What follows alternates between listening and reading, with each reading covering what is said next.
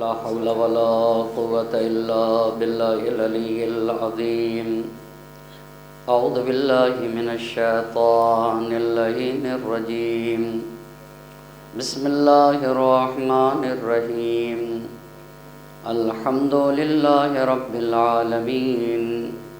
الصلاة والسلام على أشرف الأنبياء والمرسلين خاتم النبيين سیدنا و مولانا ابی القاسم محمد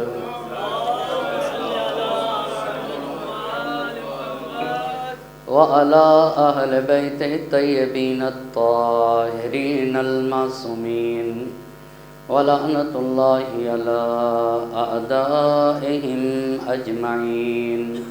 اما بعد فقد قال الله سبحانه تبارك وتعالى في كتابه الحكيم وقوله الحق. بسم الله الرحمن الرحيم. ومن آياته أن خلق لكم من أنفسكم أزواجا لتسكنوا إليها وجعل بينكم مودة ورحمة ان فی ذلک لآیات لقوم یتفکرون. صلوات.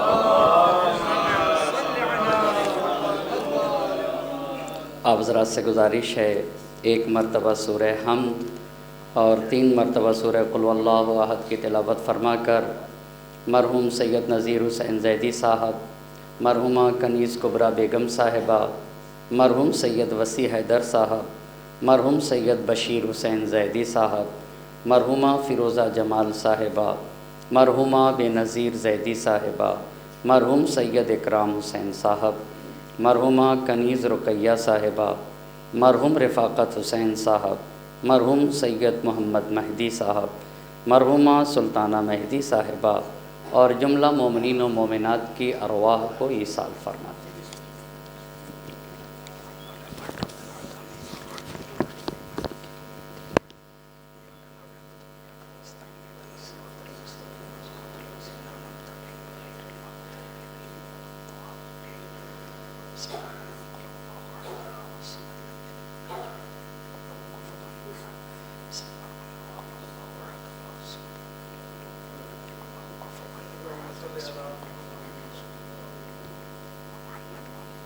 ایک صلوات پڑھ دیجئے بر محمد اور آل محمد.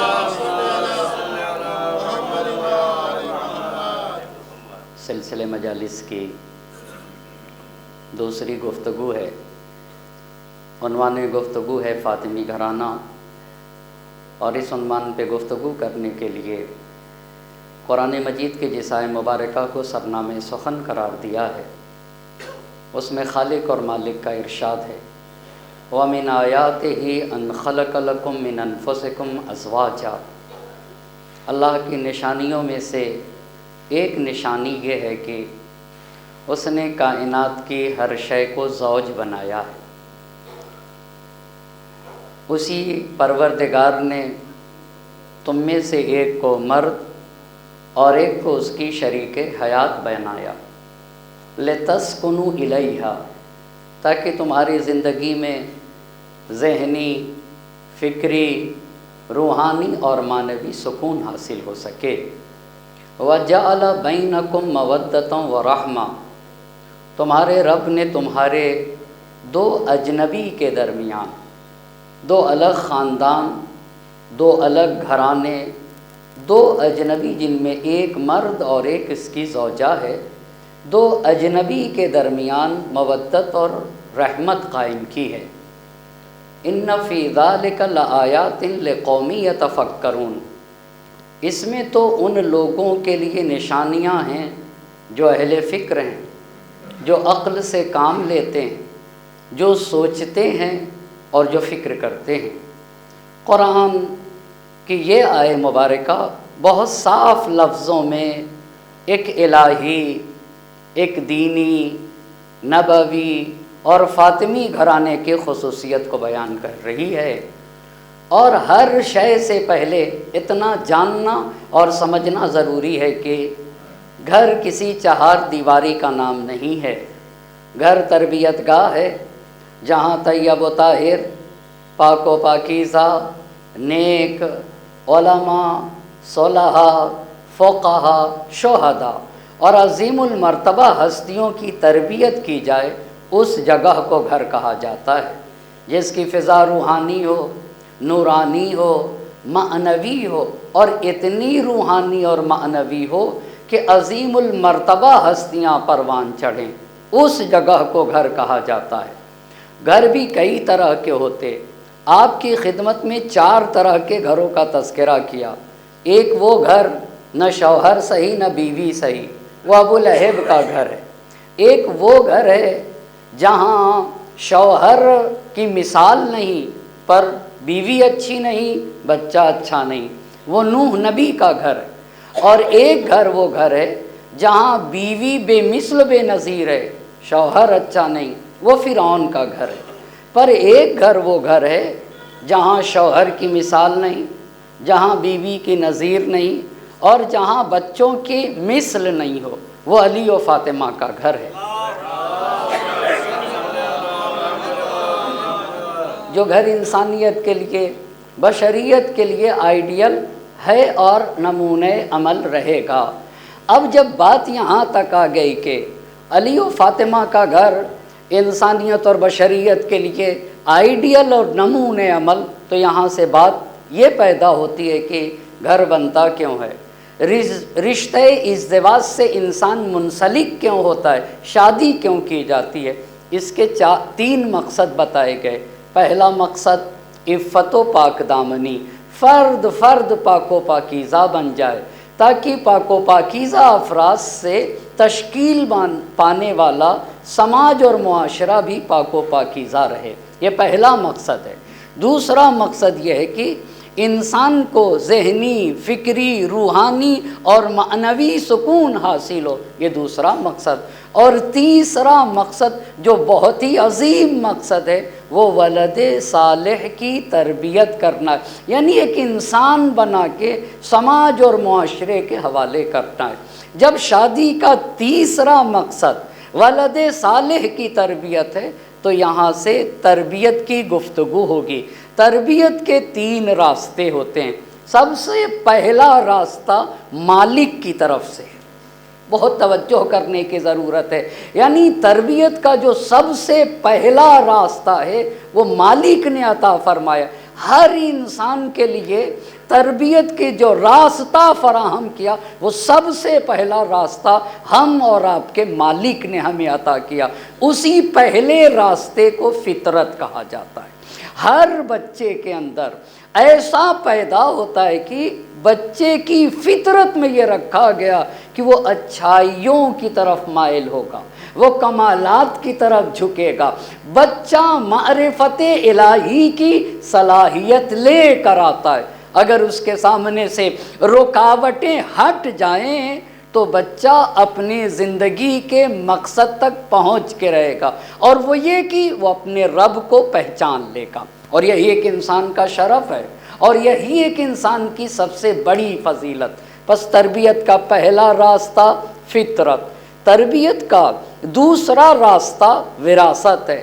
وراثت اب بحث ہے ایک انسان کو شریک حیات کا انتخاب کرنا ہے، انتخاب کر کے اپنی شخصیت کا پتہ بتاتا ہے۔ انتخاب انسان کی شخصیت کا پتہ بتاتا ہے۔ وراثت کسے کہتے ہیں؟ جسے ہم نے اپنا شریک حیات بنایا، ان کے خاندان کے جسمانی اور روحانی صفات میرے بچے میں آئیں گے، اسے وراثت کہا جاتا ہے۔ اچھا، پس تربیت کا پہلا راستہ فطرت، تربیت کا دوسرا راستہ وراثت۔ اگر انتخاب اچھا ہوا، گھرانہ اچھا ہوا، ماحول اچھا بنے گا، اور جب ماحول اچھا ہوگا تو جو الہی صلاحیتیں بچہ لے کر آیا ہے، اس الہی ماحول میں وہ صلاحیتیں نکل کر سامنے آئیں گی۔ تو تربیت کا پہلا راستہ کیا ہے؟ فطرت۔ دوسرا راستہ کیا ہے؟ وراثت۔ تیسرا راستہ ماحول ہے۔ माहौल किसे कहते हैं? स्कूल, कॉलेज, मदरसा, मेरे घर की फिजा, माँ के रहम जिसमें बच्चा पैदा होता है, जिसमें बच्चा 9 महीने तक परवान चढ़ता है, रहम भी माहौल में। हमारे माँ बाप किनके साथ उठते बैठते हैं, कहाँ जाते हैं, उनका आपसी राबिता कैसा है, इन सारी चीज़ों को माहौल कहा जाता है। माहौल भी 3 तरह का होता है। पहला अंदरूनी माहौल, दूसरा नेचुरल माहौल, तीसरा इज्तिमाई माहौल। अंदरूनी माहौल किसे कहते हैं? अंदरूनी माहौल का मतलब ये कि बदन का अंदरूनी सिस्टम कैसा है, बदन का अंदरूनी सिस्टम कैसा है, आज़ाओ जवारे के काम करने की कैफियत कैसी है, खून का दौरान कैसा है, हाजिमा कैसा है, मैदा कैसा है, इसको कहते हैं अंदरूनी माहौल। दूसरी चीज़ है नेचुरल माहौल। नेचुरल माहौल क्या होता है? वहाँ का मौसम कैसा है, जहाँ एक इंसान ज़िंदगी गुजार रहा है, ठंडक है, गर्मी है, खुर्दो खुराक क्या है, खाते पीते क्या लोग हैं, ये हुआ नेचुरल माहौल। इसका भी मेरे बच्चे के ऊपर असर पड़ता है। तीसरी चीज़ इज्तिमाई माहौल है।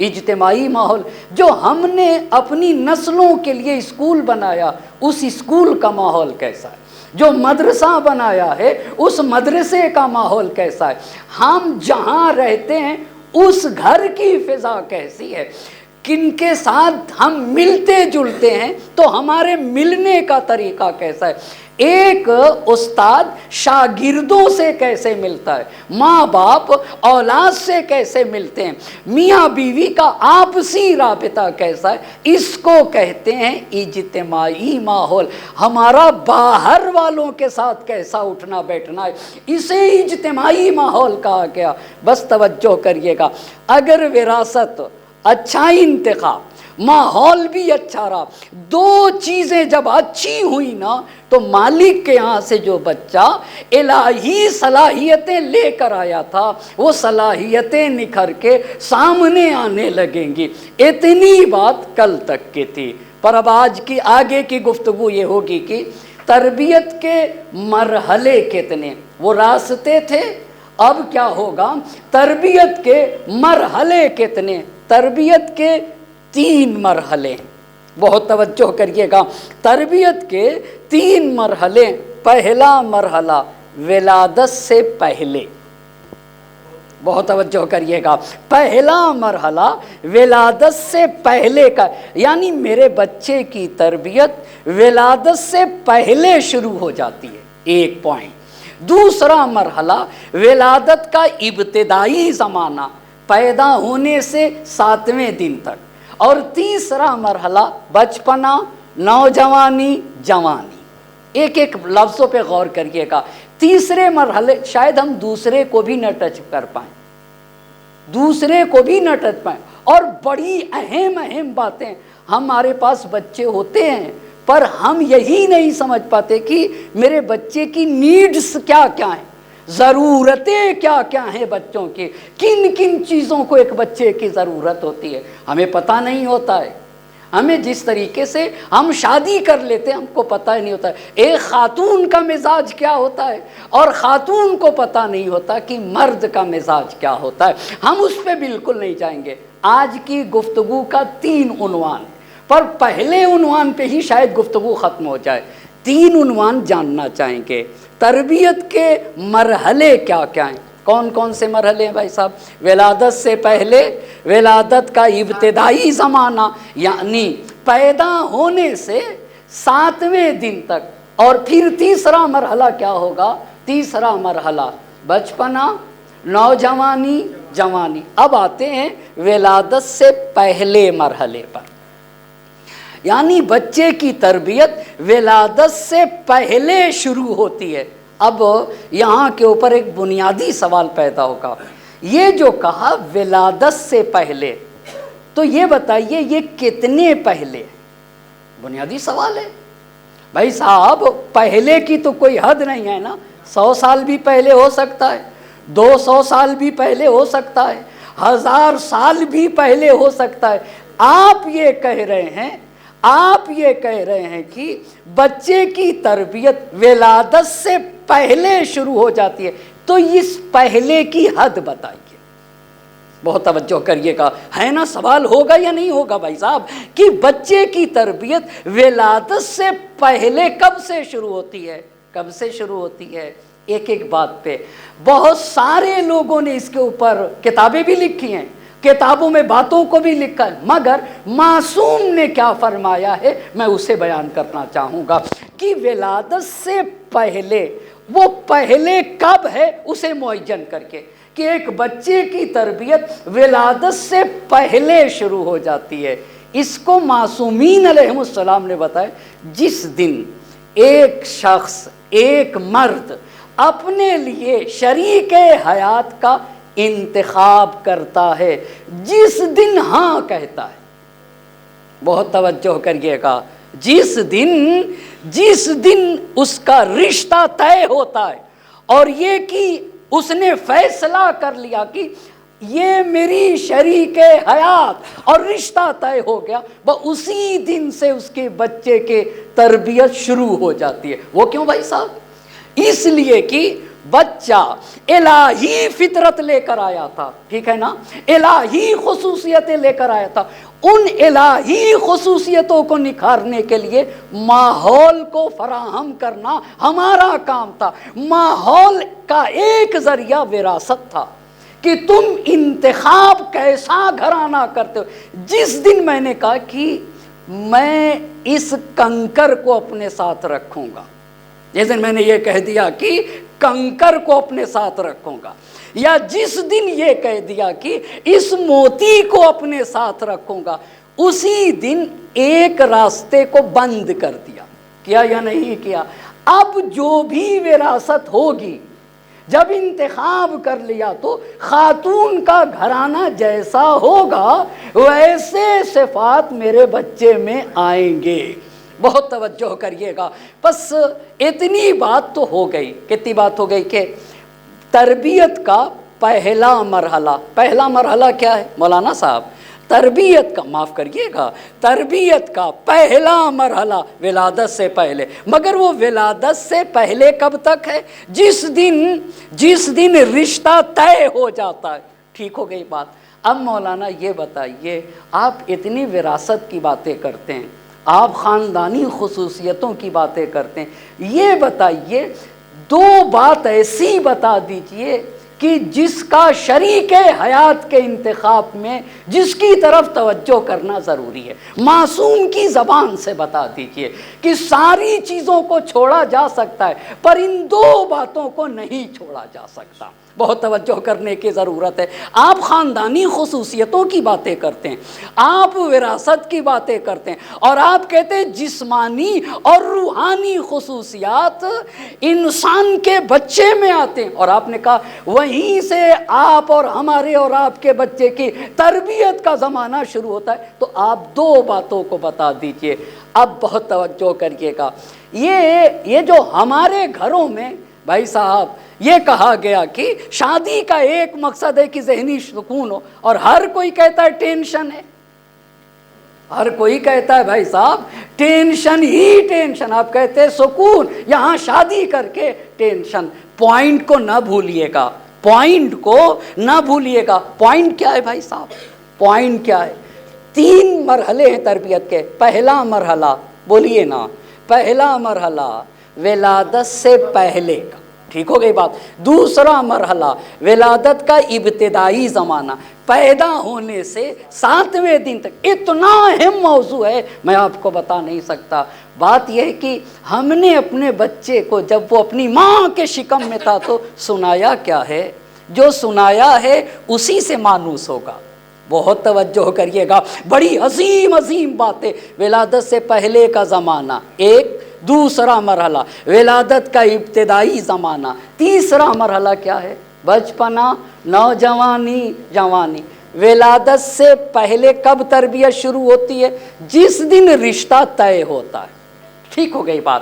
اب یہ بتائیے وہ کون سی باتیں ہیں جن کا دیکھنا ضروری ہے؟ ساری باتوں کو چھوڑا جا سکتا ہے پر ان باتوں کو نہیں چھوڑا جا سکتا۔ جب انتخابی ہی سے میرے بچے کی تربیت شروع ہوتی ہے، وہ دو باتیں بتا دیجئے۔ اب آئیے گا، اب نبی کی حدیث پڑھنا چاہتا ہوں کہ اے لوگوں جن کے پاس بیٹیاں ہیں اور جن جن کے پاس بیٹے ہیں، تو بیٹیوں کے لیے داماد تلاش کرو گے، بیٹے کے لیے بہو تلاش کرو گے۔ کہا دیکھو اپنی بیٹیوں کو ان کے ہم پلہ کو دو۔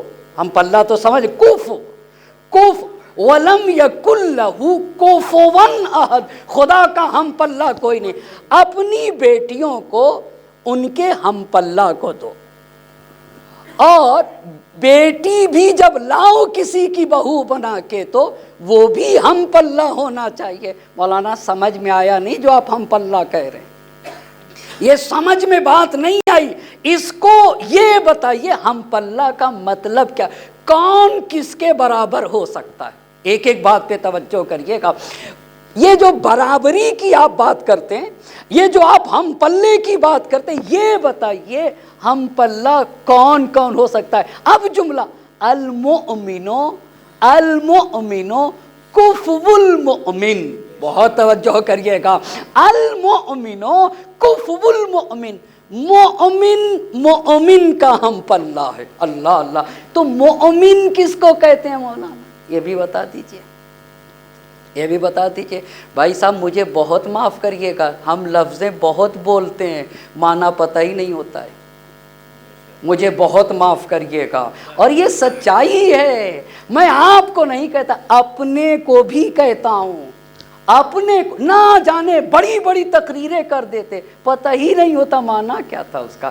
لفظیں الگ ہوتی ہیں، معنی الگ ہوتا ہے، لفظیں الگ ہیں، لفظ بولتے ہیں معنی پتہ نہیں ہوتا۔ مومن حدیث میں بہت توجہ کریے گا، حدیث کی زبان میں، قرآن کی زبان میں نہیں، مومن حدیث کی زبان میں شیعہ اثنا عشری کو کہا جاتا ہے۔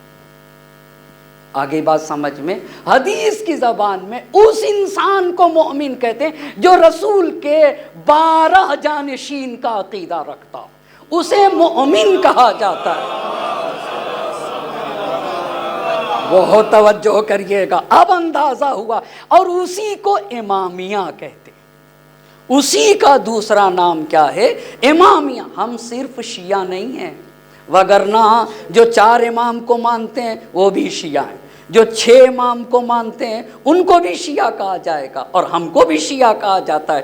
ہم میں ان میں فرق ہے، ہم امامی شیعہ ہیں۔ ہم کون سے شیعہ ہیں؟ ہم امامیہ کسے کہتے ہیں؟ جو 12 اماموں کا عقیدہ رکھے اسے امامیہ کہا جاتا ہے۔ تو مومن کی ڈیفینیشن کیا ہوئی؟ مومن کی تعریف کیا ہو گئی بھائی صاحب؟ شیعہ کو مومن، کس شیعہ کو؟ اثنا عشری شیعہ کو مومن کہا جاتا ہے۔ اب آئیے کون کس کا ہم پلہ ہے؟ دیکھو مومن بیٹا ہے تو مومنہ بہو لاؤ، بہت توجہ کریے گا، اس لیے کہ مومن کا ہم پلہ مومنہ ہی ہو سکتی، اور اگر بیٹی مومنہ ہے تو داماد مومن تلاش کرو۔ مومنہ بیٹی کا ہم پلہ مومن داماد ہو سکتا ہے۔ ہر چیز کے ساتھ کمپرومائز کیا جا سکتا ہے، پر ایمان کے ساتھ کسی طرح کا کوئی کمپرومائز نہیں کیا جا سکتا۔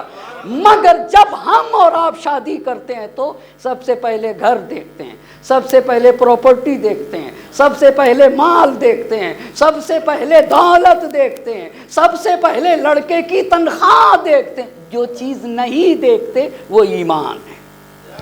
مجھے بہت معاف کریے گا، وہ مجھے بہت معاف کریے گا نا، سب کچھ دیکھتے ہیں، سب کچھ، اسی لیے تو لڑکی سکون سے نہیں رہتی ہے۔ بہت توجہ کریے گا۔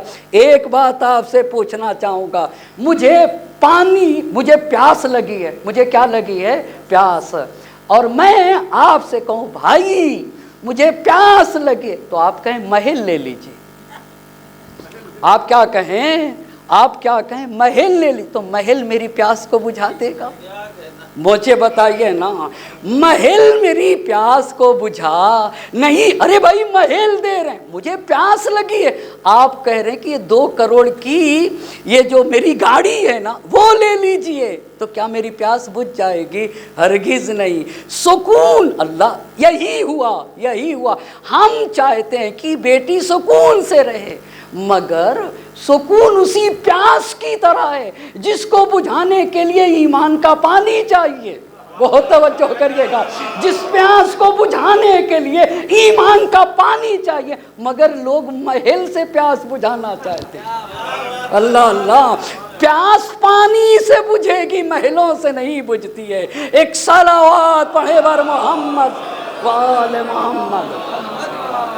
پس بنیادی بات، اسی لیے بھائی صاحب اگر کوئی باپ چاہتا ہے کہ بیٹی سکون سے رہے تو داماد مومن تلاش کرے، مومن تلاش کرے جس کے یہاں خوف خدا ہو۔ مومن اسے نہیں کہتے جو طوطے کی طرح کہتا ہو لا الہ الا اللہ محمد الرسول اللہ، جس کا دین صرف زبان کی حد تک ہو، اسے مومن نہیں کہا جاتا ہے۔ زبان سے قلب کی گہرائی میں اترا ہے یا نہیں، وہاں کے اوپر ایمان کا اندازہ ہوتا ہے اور دین کا اندازہ ہوتا ہے۔ ہم گفتگو کر رہے ہیں میرے بچے کی تربیت ولادت سے پہلے شروع ہوتی ہے۔ کب؟ جس دن ہاں کہتا ہوں، جس دن کیا کہتا ہوں؟ ہاں کہتا ہوں۔ تو انتخاب میں بنیادی پوائنٹ کیا ہوا؟ ایک، ایمان۔ ایمان، حدیث پڑھیے مولانا، ہم ایسے نہیں مانیں گے، حدیث پڑھیے، حدیث پڑھیے تب مانیں گے۔ انکحوا الاکفا وانکحوا منہم، اے لوگو تمہارے پاس بیٹی ہے نا تو بیٹی کے لیے اس کا ہم پلہ تلاش کرو۔ اللہ کے نبی مومنہ کا ہم پلہ کیا کا مومن، اور اگر تمہارے پاس اولاد بیٹا ہے تو اس کے لیے ہم پلہ بہو تلاش کرو۔ ہم پلہ بہو کون ہوتی ہے؟ کہا مومن بیٹے کے لیے مومنہ بہو چاہیے۔ وَاخْتَارُوا لِنُطَفِكُمْ، اپنے نطفوں کے لیے مناسب جگہ تلاش کرو۔ عجیب بات ہے، اور مناسب جگہ ایمان کی ہے، بہت توجہ کریے گا۔ پس پہلا پوائنٹ کیا ہوا انتخاب میں؟ مومن۔ کوئی یہ نہ کہے کہ ہم کر چکے ہیں، کیوں ہم کو سنا رہے ہیں؟ ذہنوں میں سوال ہو سکتا ہے، ذہنوں میں سوال ہو سکتا ہے۔ بھائی صاحب فائدہ صرف عملی نہیں ہوتا، اگر ہم کو پتا چلا تو ہم سینکڑوں کو بتا سکیں گے۔ بہت توجہ کریے گا، ضروری نہیں ہے کہ ہر چیز کا ہم کو عملی ہی فائدہ ملے، عملی فائدہ بھی ہونا چاہیے اور علمی فائدہ بھی بہت ہونا چاہیے۔ اسکولوں میں، کالجوں میں، یونیورسٹیوں میں بہت ساری باتیں ایسی پڑھائی جاتی ہیں جن کا عمل سے تعلق نہیں ہوتا ہے، علم سے تعلق ہوتا ہے، جس کا صرف علمی فائدہ ہوتا ہے، مگر پھر بھی پڑھایا جاتا ہے۔ ایک صلوات پڑھے بر محمد۔ تو یہ بتائیے پہلا پوائنٹ کیا ہوا؟ پہلا پوائنٹ کیا ہوا؟ ایمان۔ مولانا ایمان سے کیا ملے گا؟ بہت توجہ کریے گا، اگر ایمان دیکھا گیا نا، ایمان سے اما جس انسان کا خوف خدا نہ ہو، مالک کا، ایک بات پہ یاد رکھے گا، جو انسان خدا کی بات کو اپنے پیروں سے روت دے وہ میری بیٹی کا خیال کرے گا؟ بھائی صاحب جو اللہ اور رسول کا خیال نہ کرے کیا وہ میری بیٹی کا خیال کرے گا؟ ممکن نہیں ہے، ممکن نہیں ہے۔ جس کو اللہ کا خیال نہ ہو، جس کو رسول اللہ کا خیال نہ ہو، جو قرآن کو اپنے پیروں سے رود دے، کیا وہ میری بیٹی کا خیال کرے گا؟ اس کا مطلب یہ ہوا کہ اگر تم چاہتے ہو کہ تمہاری بیٹی کا خیال کرے کوئی، تو دیکھو اس کے ہاں اللہ اور رسول کا خیال ہے یا نہیں ہے۔ یہ پہلی بات۔ اب آئیے ایمان دیکھا تو ایمان دیکھنے سے کیا ملے گا؟ ایک بات پہ تربیت کا تعلق، ایمان سے تربیت کا کیا تعلق ہے؟ 2 باتیں ملیں گی، بہت توجہ کریے گا۔ خدا کی قسم کبھی کبھی کچھ فیملیوں کو دیکھ کے رشک ہوتا ہے، اے کاش ہم بھی ایسے جیتے، اے کاش ہم بھی اما جھوپڑی میں رہتے، مگر اتنی گہری محبت، اتنی گہری محبت اور اتنا ان کا گھرانہ مضبوط ہوتا ہے کہ انسان کف افسوس ملتا ہے، سب کچھ ہوتے ہوئے اس کے پاس نہ وہ محبت ہوتی ہے، نہ وہ پیار ہوتا ہے، نہ وہ الفت ہے، اور نہ وہ خانوادگی استحکام پایا جاتا ہے۔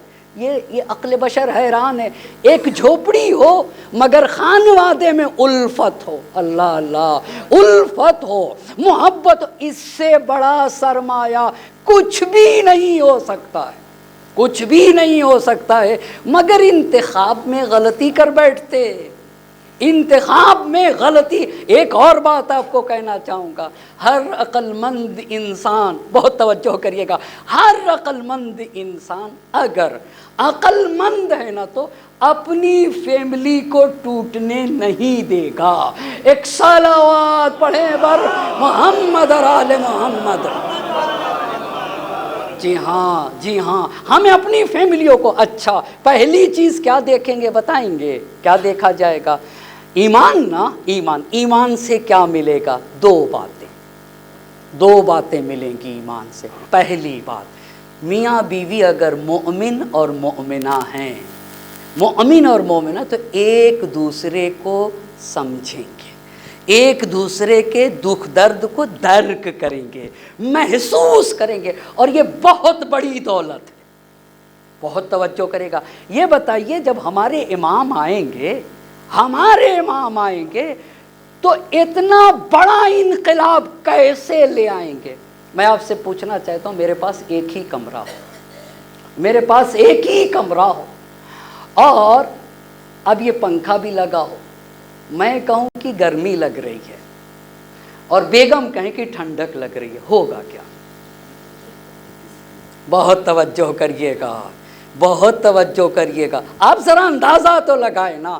وہ میں کہوں ٹھنڈک، وہ کہیں کہ گرمی، میں کہوں کہ گرمی، وہ کہیں کہ ٹھنڈک۔ بھائی صاحب کاروان حیات کیسے بڑھے گا؟ میں کہوں گا یہ کپڑا بہتر، کہیں نہیں وہ بہتر ہے۔ میں کہتا ہوں یہ چپل صحیح، وہ کہتی نہیں وہ صحیح ہے۔ جو شوہر کہتا ہے وہ اس کے برعکس، جو وہ کہتی ہیں شوہر اس کے اپوزٹ کرتا ہے، ہوگا کیا؟ ہوگا۔ لیکن امام اتنا بڑا کارنامہ کیوں انجام دیں گے؟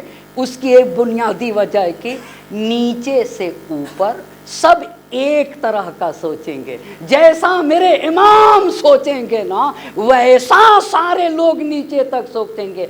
کاروان حیات کو آگے بڑھنے کے لیے ہم فکر ہونا شرط ہے، بہت توجہ کریے گا، ہم فکر و ہم خیال ہونا شرط ہے۔ ایمان سے پہلی بات آئے گی کہ ایک دوسرے کو سمجھیں گے، بھائی میرا شریک حیات ہے، وہ سمجھے گا کہ یہ میری شریک حیات ہے، ایک دوسرے کو اسی لیے منہم کی لفظیں ہیں کہ تمہاری بیوی جناتوں سے نہیں ہے، تمہاری بیوی ملائکہ سے نہیں ہے، تمہاری بیوی کو تمہارے ہی جنس سے بنایا گیا تاکہ ایک دوسرے کے دکھ درد کو سمجھ سکو۔ مگر وہ سرمایہ چاہیے جو ایک دوسرے کے دکھ درد کو سمجھا سکے، اسی سرمایہ کو ایمان کہا جاتا ہے۔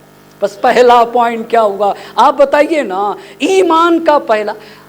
دیکھیے اب مجلس صرف سن کر کے اور یہیں چھوڑ کے نہیں جانا ہے، اب ایسا نہیں ہونا ہے، ٹھیک ہے نا؟ سن کے اپنے ساتھ اپنے اپنے گھروں کو لے کے جانا ہے۔ ایک صلوات پڑھ دے بر محمد اور آل محمد۔ بس پہلی چیز ایمان دیکھیں گے نا، ایمان سے کیا ملے گا مجھے بتائیے گا؟ ایک دوسرے کو سمجھیں گے، یہ پہلا پوائنٹ۔ اور جب سمجھیں گے تو دوسرا پوائنٹ، میرے گھر کا جو نظام اور سسٹم ہے وہ مضبوط ہو جائے گا۔ آپ کو پتہ ہے بچے کم منحرف ہوتے ہیں، بچوں کو خوب پتہ ہوتا ہے جن گھروں میں لڑائی ہوتی ہے، خوب پتہ ہوتا ہے۔ جیسے ہی اماں ابا بولنا شروع کرتے، بچے آپس میں ایک دوسرے کو آنکھیں دکھاتے ہیں، دیکھو ممی یہ کہیں گی پاپا یہ کہیں گے، اب ممی پاپا کی لڑائی شروع ہونے والی ہے۔ خدا کی قسم سچی بات کہہ رہا ہوں، اور یہی بچوں کے منحرف ہونے کا سب سے مضبوط ذریعہ، جن ماں باپ میں لڑائیاں ہوتی ہیں نا وہاں بچوں کے منحرف ہونے کے چانسز بہت زیادہ پائے جاتے ہیں۔ آپ دیکھ لینا، بس ایمان سے دو چیزیں ملتی ہیں، پہلی چیز ایک دوسرے کو سمجھیں گے. دوسری بات کیا ہے، یہ جو میرے گھر کا سسٹم ہے وہ مضبوط ہوگا. نتیجہ کیا ہوگا؟ میرے گھر کا ماحول پرسکون ہوگا. جب گھر کا ماحول پرسکون ہوگا تو پرسکون ماحول میں میرے بچے کی الہی تربیت ہوگی. یہ پہلا پوائنٹ. صحیح ہو گئی بات نا؟ اب آپ نے دیکھا نا، ایک مرتبہ پھر سے دوہراؤں کیا؟ پھر سے دوہرا لیتے ہیں اور ایک صلوات پڑھ دیجئے گا.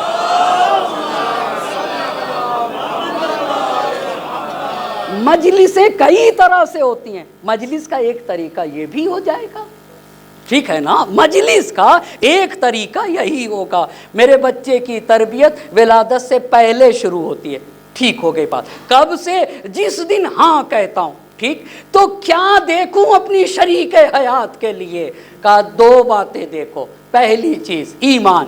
ایمان سے کیا ملے گا؟ دو باتیں. پہلا پوائنٹ ایک دوسرے کو سمجھیں گے. دوسرا پوائنٹ میرے گھر کا نظام مضبوط ہوگا، الفت آئیڈیل بنے گا میرا گھر. بیوی نمونے عمل.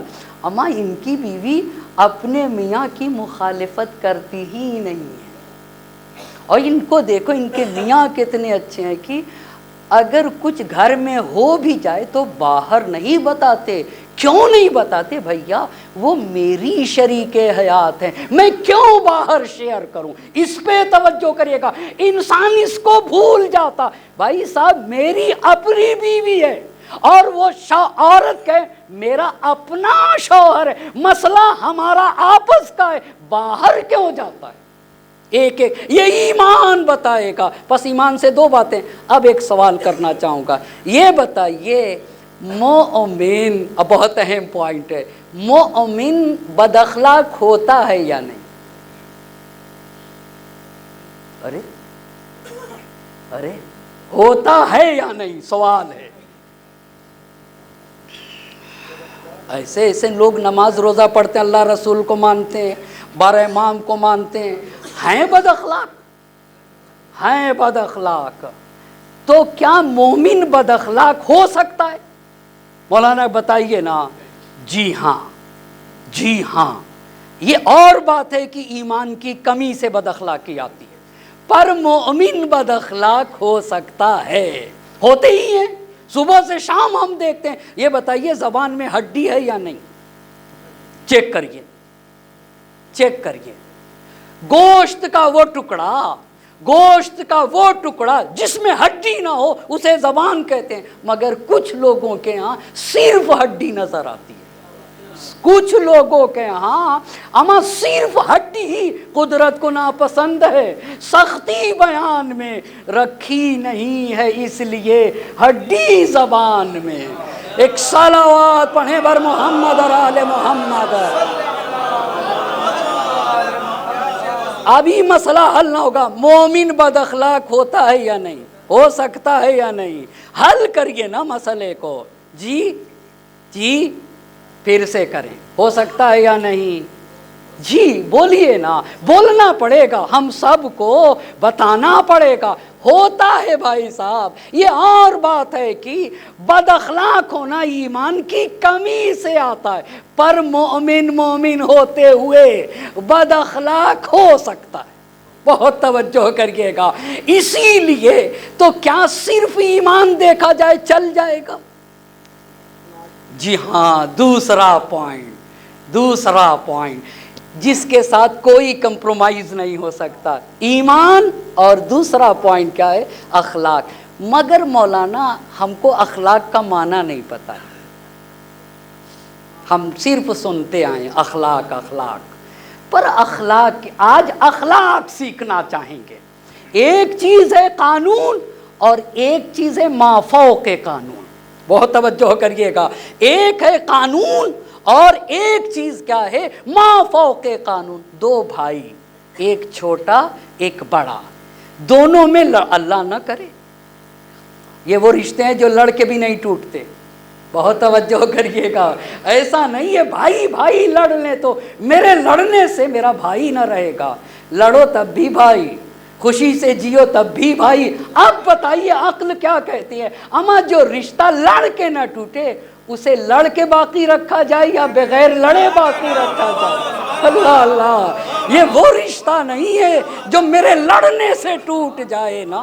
نہ ماں کا رشتہ لڑ کے ٹوٹتا ہے، نہ بھائی کا رشتہ لڑ کے ٹوٹتا ہے، نہ پھوپھی کا رشتہ لڑ کے ٹوٹتا ہے، نہ ماموں کا رشتہ لڑ کے ٹوٹتا ہے، نہ چچا کا رشتہ لڑ کے ٹوٹتا ہے، نہ بھائی کا رشتہ، نہ بہن کا رشتہ۔ عقل مند انسان سوچے گا اما جب یہ میرے لڑنے سے ٹوٹتا ہی نہیں تو اسے بنا کے رکھنا چاہیے۔ اب دوسرا پوائنٹ اخلاق ہے۔ دوسرا پوائنٹ کیا ہے؟ اخلاق۔ مثال مولانا صاحب، مثال یہ دو بھائی ہیں، ایک چھوٹا ایک بڑا، لڑائی ہو گئی اور چھوٹا والا غلطی پہ ہے، معافی کون مانگے گا؟ جی یہ آپ وکیل ہیں نا، لگ رہا ہے وکیل ہیں آپ، ایک صلوات پڑھ دے بر محمد اور آل محمد۔ ایسا لگ رہا ہے کہ آپ وکالت کرتے ہیں، لگ ایسا رہا۔ قانون یہی کہتا ہے، کیا قانون یہی کہتا ہے کہ جس کی غلطی ہو وہ معافی مانگے، پر اخلاق کیا ہے؟ پھر اخلاق کیا ہوا؟ اخلاق کہاں گیا؟ اخلاق قانون سے اوپر کا نام ہے، بہت توجہ کریے گا۔ ما فوق قانون کو اخلاق کہا جاتا ہے۔ اب بتائیے میاں بیوی میں لڑائی ہو گئی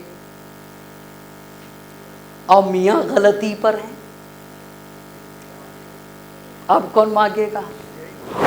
یہ تو قانون ہو گیا، یہ تو قانون۔ دوسری مثال، پھر تیسری مثال، دو مثالیں دی نا، دو بھائی، بولیے نا دو بھائی، ایک چھوٹا اور ایک بڑا۔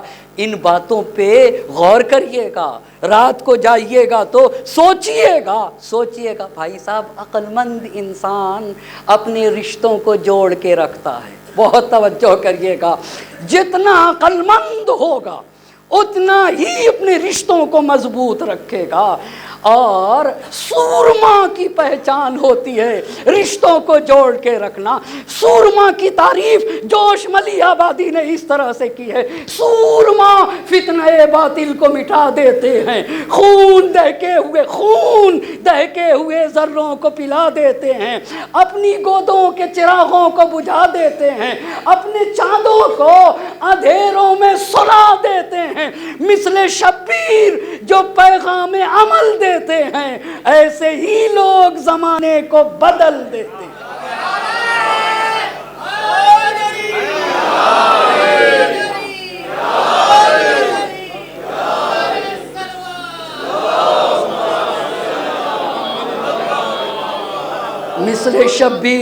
مثل شبیر جو پیغام عمل دیتے ہیں، ایسے ہی لوگ زمانے کو بدل دیتے ہیں۔ میاں بیوی میں لڑائی ہو گئی، بیوی کی غلطی ہے، معافی کون مانگے؟ ہاں اچھی بات ہے۔ میاں بیوی میں بھائی صاحب، کچھ لوگ اس وقت دیکھتے، کچھ لوگ بہت اوپر دیکھتے ہیں، بہت اوپر دیکھتے ہیں۔ میرے صبر کرنے سے میرا گھر بچ جائے گا۔ یہ عقل مند لوگوں کی پہچان ہے، یہ دور اندیش لوگوں کی پہچان ہے۔ آنکھیں کتنی ہوتی ہیں؟ نہ، اتنا اگر آسان سوال ہوتا تو میں کرتا ہی نہیں۔ ایک صلوات پڑھ دے بر محمد اور آل محمد۔ آنکھیں دو نہیں ہوتی ہیں، دو دکھتی ہیں، بہت توجہ کریے گا۔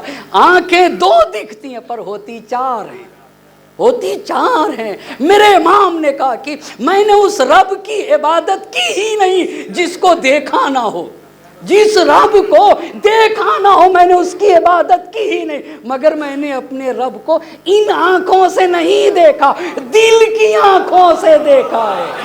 ایک صلوات پڑھیں بر محمد اور آل محمد۔ جو لوگ دل کی آنکھوں سے دیکھتے ہیں انہیں دور اندیش کہا جاتا ہے، بہت توجہ کریے گا، انہی کو بابصیرت کہا جاتا ہے۔ تو معافی کون مانگے گا؟ قاعدہ کہتا ہے، قانون کہتا ہے جس کی غلطی ہو وہ معافی مانگے۔ اخلاق یہ کہتا ہے کہ جس کی غلطی نہ ہو وہ معافی مانگ لے۔ بہت توجہ کریے گا۔ آپ مجھ سے پیار سے بولتے ہیں، میں آپ سے بد اخلاقی کرتا ہوں، تو اب کیا کروں، اب کیا کروں؟ قاعدہ بد اخلاقی کا جواب بد اخلاقی سے دو، اخلاق کیا کہتا ہے کہ بد اخلاقی کا جواب محبت سے دے دو۔ اور بہت بہادری کی ضرورت ہے، بہت شجاعت کی۔ میدان جنگ میں جا کے تلوار چلانا آسان ہے، مگر میدان زندگی میں اخلاق کا مظاہرہ کرنا تلوار چلانے سے زیادہ سخت ہے، تلوار چلانے سے۔ اب آتے ہیں اخلاق کی تعریف کریں گے، ابھی تعریف نہیں ہوئی، ابھی اخلاق کی ابھی اندازہ ہوگا۔ یہ بتائیے ہم انسان ہیں یا جانور؟ انسان ہے نا، بس اتنا یاد رکھیے گا۔ ایک استاد نے اچھا ابھی اس کو یہیں رکتا ہوں، ہم انسان ہیں۔ اب اخلاق کی قرآن کی ایک آیت پڑھنا چاہوں گا، ادفع باللتی ہی احسن، اخلاق کی ڈیفینیشن ہے یہ آیت۔ اے میرے نبی بدی کا جواب اچھائی سے دیجئے۔ اچھا یہ کیا ہو گیا؟ بدی کا جواب اچھائی سے دیجئے۔ 3 آپشنز، بدی کا جواب بدی سے، اچھائی کا جواب اچھائی سے، اور بدی کا جواب اچھائی سے۔ 3 صورتیں ہوئی یا نہیں ہوئی؟ بولیے کتنی صورتیں ہوئی؟ کیا کیا کیا کیا؟ بدی کا جواب بدی سے، نیکی کا جواب نیکی سے، اور بدی کا جواب نیکی سے۔ یہ 3 آپشن۔ اب علماء، اب مجھے بہت معاف کریے گا، اب مجھے بہت معاف کریے گا، علماء اخلاق نے اگر یہ مثال نہ دی ہوتی میں بھی نہ دیتا، پر بات کو سمجھانے کے لیے دینا چاہتا ہوں۔ کچھ لوگ، جو لوگ، مجھے بہت معاف کرے گا، مجھے نہیں پتا یہاں پہ لوگ کیا کرتے ہیں، مثال دینا چاہتا ہوں۔ کچھ لوگ جب کسی گاؤں دیہات سے آنے والے انسان کو جب خریدار آتا ہے، تو اگر لکھنؤ میں کوئی دیہات کا ہے تو کسی دکان پر جا کے وہ بولے گا تو لکھنؤ کے لوگ فوراً سمجھ جائیں گے کہ یہ دیہاتی ہے، فوراً کہیں کے بھی لوگ سمجھ جاتے ہیں۔ ہم لاکھ فارسی بولیں ایران میں کسی زبان پہ جا کے، جیسے ہی زبان کھولیں گے کسی بھی دکان پہ جا کے سمجھ جائے گا کہ یہ ایرانی نہیں ہے، لہجہ بتا دے گا کہ یہ ایرانی نہیں ہے۔ ایسے ہی شہر لکھنؤ میں جا کے بولیے، ہمارے بولتے ہی وہ بتا دیں گے یہ اصلی لکھنؤ کے رہنے والے نہیں ہیں، ان کی زبان یہ کہتی ہے۔ اب آپ یہ بتائیے، کبھی کبھی گاؤں دیہات سے خریدنے کے لیے شہروں میں آتے ہیں، شہروں میں آتے ہیں تو دکاندار سستی چیز کو بہت مہنگے دام میں بیچ کے کہتا ہے کہ میں نے اسے ٹوپی پہنا دیا، ایسے کہتے ہیں، ایسے کہتے ہیں میں نے اسے ٹوپی پہنا دیا۔ آپ انصاف سے بتائیے، ہم نے اسے ٹوپی پہنایا ہے یا اس نے ہمیں ٹوپی پہنا دیا؟ سوچ کو بدل دیجئے، لفظوں کو بدل دیجئے۔ ہم سوچتے بھائی صاحب 10 روپیہ اس سے زیادہ لے لیا، 200 روپیہ اس سے زیادہ لے لیے، تو ہم سوچتے ہم نے ٹوپی پہنا دیا، جبکہ ہم نے اسے ٹوپی نہیں پہنایا، اس نے ہمیں ٹوپی پہنا دیا ہے۔ صلوات پڑھے بر محمد۔ مومن بہت توجہ کرے، رکا رہے گا 2 روپے 10 روپے 200 روپے کی خاطر اس نے ہماری عاقبت خراب کر دی۔ مومن اسے کہتے ہیں کہ ایسے جیے کہ مومن کی یہ پہچان نہیں ہے کہ وہ دوسرے کو ٹوپی پہنائے، مومن حدیث مومن کی یہ پہچان ہے کہ ایسے جیے کہ کوئی دوسرا اسے ٹوپی نہ پہنا سکے۔ ایک صلوات پڑھ دے بر محمد اور آل محمد۔ اب اس مثال کو دینا چاہوں گا، بہت مجھے معاف کرے گا۔ پہلا پوائنٹ، بدی کا جواب بدی سے۔ علماء اخلاق نے کہا کہ جب ایک کتا، بہت معاف کریے گا، جب ایک کتا دوسرے کتے کو دانت کاٹتا ہے، ایک کتا دوسرے کتے کو دانت کاٹتا ہے تو دوسرا بھی پلٹ کے اسے دانت کاٹتا ہے۔ بہت توجہ کریے گا، وہ اسے بھونکتا ہے، یہ بھی اسے بھونکتا ہے۔ تو کہا بدی کا جواب، بدی کا جواب بدی سے دینا یہ کتے جیسا عمل ہے۔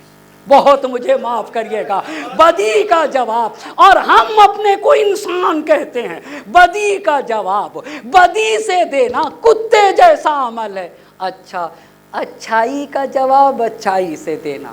بھیا انہوں نے اپنی شادی، بچے کی شادی میں ہمیں بلایا تھا، ہمیں بھی بلانا ہے۔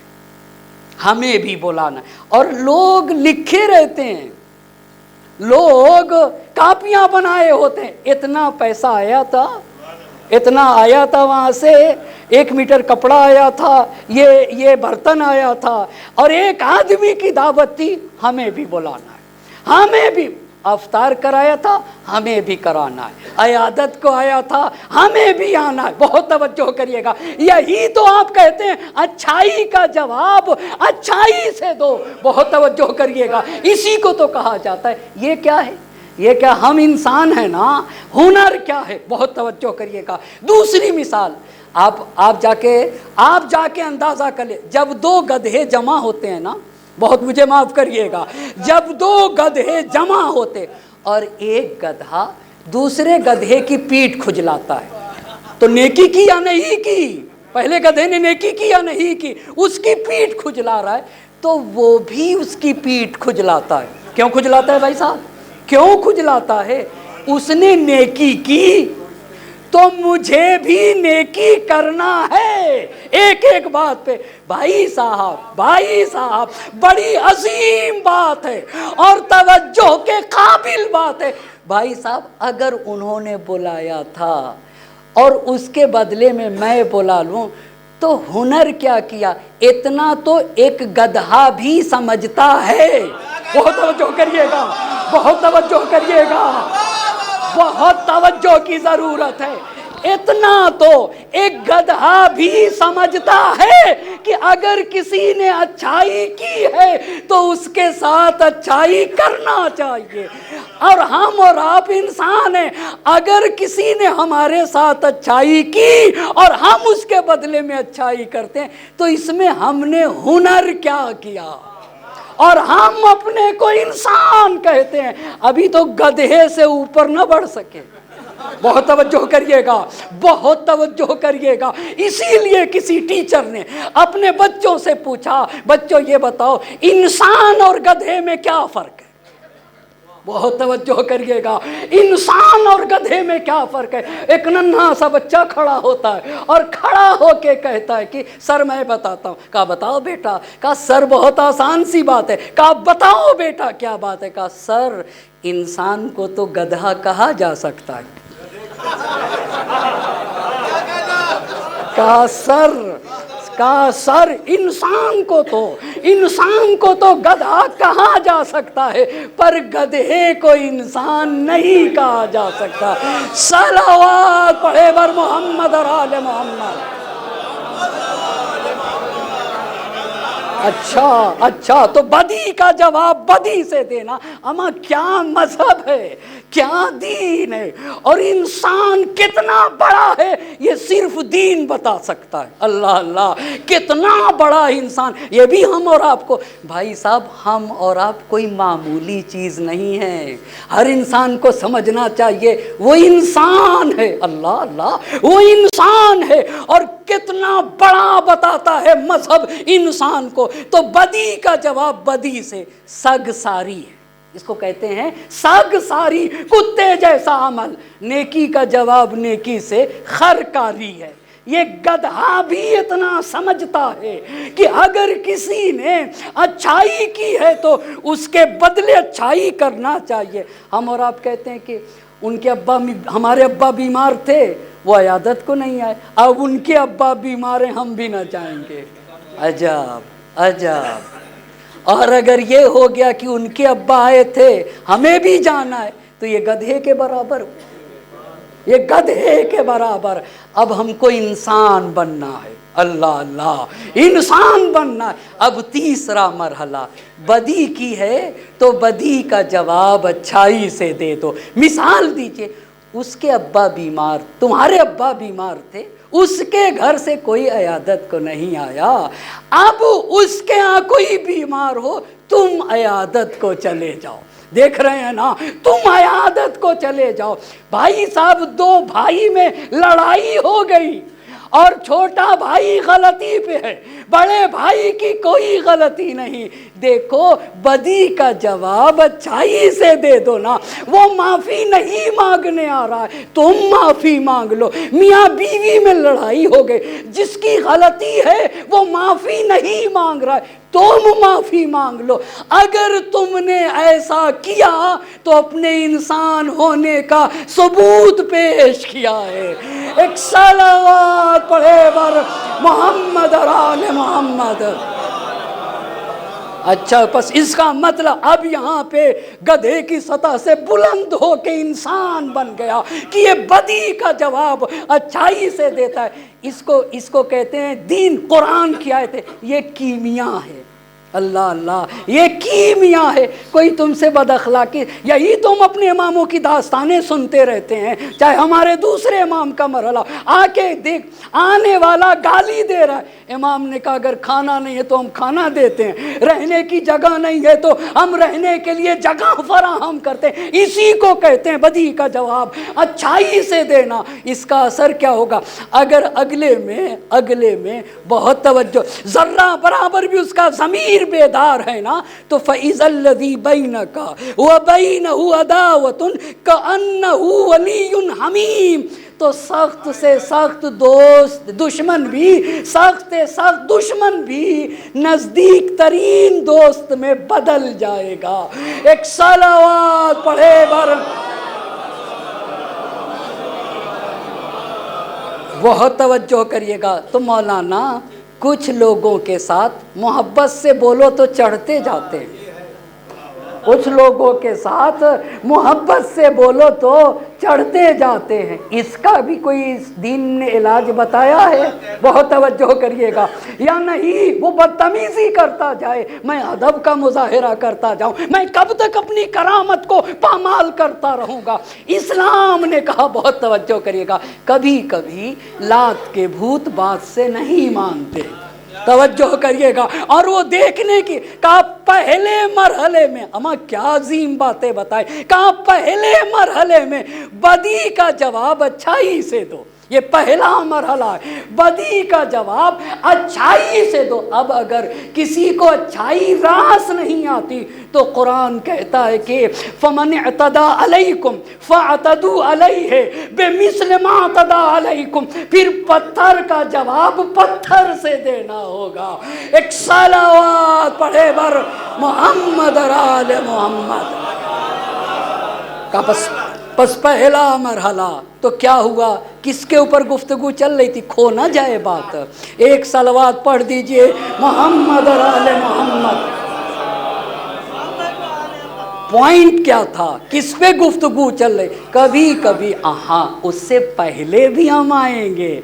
विलादत से पहले बच्चे की तरबियत के कितने मरहले हैं? 3। पहला मरहला विलादत से पहले, दूसरा मरहला विलादत का इब्तिदाई ज़माना, तीसरा मरहला बचपना, नौजवानी, जवानी। विलादत से पहले कब से तरबियत शुरू होती है? जिस दिन हाँ कह दिया।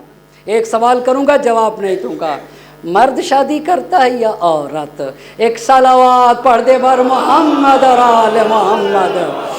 हाँ, जवाब बाद में दिया जाएगा। जिस दिन हाँ कहता है, जिस दिन हाँ कह देगा, उस दिन उसके बच्चे की तरबियत का ज़माना शुरू हो जाता है। तो क्या देखना चाहिए शरीके हयात में? 2 अहम चीज़ें। पहली चीज़ का नाम है ईमान, दूसरी चीज़ का नाम है अखलाक। अखलाक किसे कहते हैं? बदी का जवाब अच्छाई से देना। अब आपको समझ में आ गया ना? अखलाक इंसानियत के अजीम दर्जे पर मेरे नबी ने फरमाया, बोइस तो लिउतम्मिमा मकारिमल अखलाक, मैं भेजा ही इसलिए गया हूँ ताकि अखलाकी फजीलतों को आम कर सकूँ। मेरे भेजे जाने का मकसद ही यही है। मगर अफसोस का मकाम है, कुछ लोग मुस्कुराहट भी नहीं दे पाते। ये बहुत अफसोस का मकाम है, ये बहुत अफसोस का। ऐसे लोगों को दीन पसंद नहीं करता है, ऐसे लोगों को दीन पसंद। मुस्कुराना बहुत बड़ी फजीलत है। मुस्कुराना तबस्सुमों का फी वजह अखी का सदका। अपने भाई से मिला करो तो मुस्कुराया करो। अल्लाह अल्लाह, तुम्हारा मुस्कुराना ये सदका है तुम्हारी जिंदगी का। अम्मा कितनी अजीम बात है। ऐ लोगों, तुम लोगों को पैसे तो नहीं दे सकते हो, ایک انسان پوری بشریت کو پیسے نہیں دے سکتا، پر ایک چیز دے سکتا ہے، ایک چیز دے سکتا ہے۔ کیا تم اچھے اخلاق کا مظاہرہ بھی نہیں کر سکتے ہو؟ کیا تم مسکرا بھی نہیں سکتے ہو؟ آپ ذرا سوچیں نا، دین اور مذہب نے کیا مانگا ہے؟ دوسرا پوائنٹ پس ایمان، دوسرا پوائنٹ اخلاق۔ اخلاق سے کیا آئے گا؟ اخلاق دیکھنا ہے شریک ہے۔ کچھ لوگ شریک حیات کا چہرہ تو دیکھتے ہیں، اور جب دیکھنے جاتے تو اپنا چہرہ شیشے میں نہیں دیکھتے۔ بہت توجہ کریے گا، ہماری ماں بہنیں سن رہی ہیں نا، ان کو یہ احساس نہ ہو کہ ایک طرف بات نہ چلی جائے۔ ایک صلوات پڑھے بر محمد اور آل محمد۔ بھائی صاحب صرف جب رشتہ لے کے جاتے تو بھاویں دیکھتے، ناک دیکھتے، منہ، اور اپنا چہرہ دیکھتے ہی نہیں۔ بہت توجہ کریے گا۔ اب میں آپ سے ایک بات پوچھنا چاہوں گا، مجھے بہت معاف کرے گا، ابھی اخلاق کا مسئلہ حل نہیں ہوا۔ مشکل کیا ہے کہ 1 گھنٹے کی مجلس میں مسئلہ حل نہیں ہو سکتا ہے۔ اتنی بات سمجھ لیجئے آپ حضرات آنے والے دنوں میں وقت دینے کے لیے تیار رہیے، تو پھر کچھ مسئلے حل ہو سکیں گے۔ ایک صلوات پڑھیں بر محمد اور آل محمد۔ اور میں آپ سے سچی باتیں کہہ رہا ہوں، آپ سے سچی باتیں، مجھے کیا 45 منٹ پڑھ کے اتر جاؤں، مگر ہو تو جائے گا، بات تو ہو جائے گی، حل نہ ہو سکے گا کوئی بھی مسئلہ حل، اور ہمیں مسئلہ حل کرنا ہے۔ بہت توجہ کریے گا، ہمیں مسئلہ حل کرنا ہے۔ بھائی صاحب ہماری زندگی بدل جائے گی اگر ہماری فکر بدل گئی، اگر ہماری سوچ بدل گئی، ہمارا طرز تفکر اگر بدلا، فکر صحیح تو عمل صحیح ہو جائے گا۔ بہت توجہ کریے گا، ہر انسان سوچتا ہے۔ اب آئیے میں آپ کو بتانا چاہتا ہوں، اپنی ہی مثال دے دوں کیا؟ اچھا لائیے اپنی ہی دے دیتا ہوں۔ ایک صلوات پڑھ دیجئے محمد اور آل محمد۔ اب مان لیجئے اچھا ایک دوسری مثال دے دیتا ہوں، چھوڑیے۔ مان لیجئے ایک صاحب ہے، وہ بھی گورے ہیں اور ان کی اہلیہ بھی گوری ہیں، مان لیجئے سب کچھ اچھا ہے، بانویں بھی اچھی ہیں، ناک بھی اچھی ہے، منہ کا چیرا بھی اچھا لگا ہوا ہے، سب کچھ اچھا ہے، پر بد اخلاق ہے۔ اب آپ بتائیے بھائی، آپ تو دیکھ کر لائے تھے کہ رنگ صاف ہو، آپ تو بھویں دیکھ کر لائے تھے، آپ تو آنکھیں بھی دیکھ کر لائے تھے کہ بادامی ہیں یا نہیں ہیں، اور آپ ناک بھی کہہ رہے تھے کہ پتلی ہونا چاہیے، اور کہہ رہے تھے منہ کا چیرا بھی ایسا ہو، بہت بڑا نہ ہو منہ، وہ سب کچھ ایسا تھا، آپ ہی کو جب سمجھایا جا رہا تھا۔ اب جب بد اخلاقی ہو گئی تو آپ کہتے ہیں کہ بھیا لے جاؤ ان کو، جتنا جلدی ہو سکے لے جاؤ۔ اچھا صرف ان کی بات نہیں ہے، ان کی باتیں ادھر سے بھی آتے ہیں، وہ شریک حیات، ادھر سے شریک حیات ٹھیک ہوئی، میاں صاحب کچھ عورتیں جب ملتی ہیں کہتی ہیں مولانا صاحب جب تک ہمارے شوہر گھر میں رہتے ہیں سکون نہیں ملتا، سکون ملتا جب چلے جاتے ہیں تب سکون ملتا ہے۔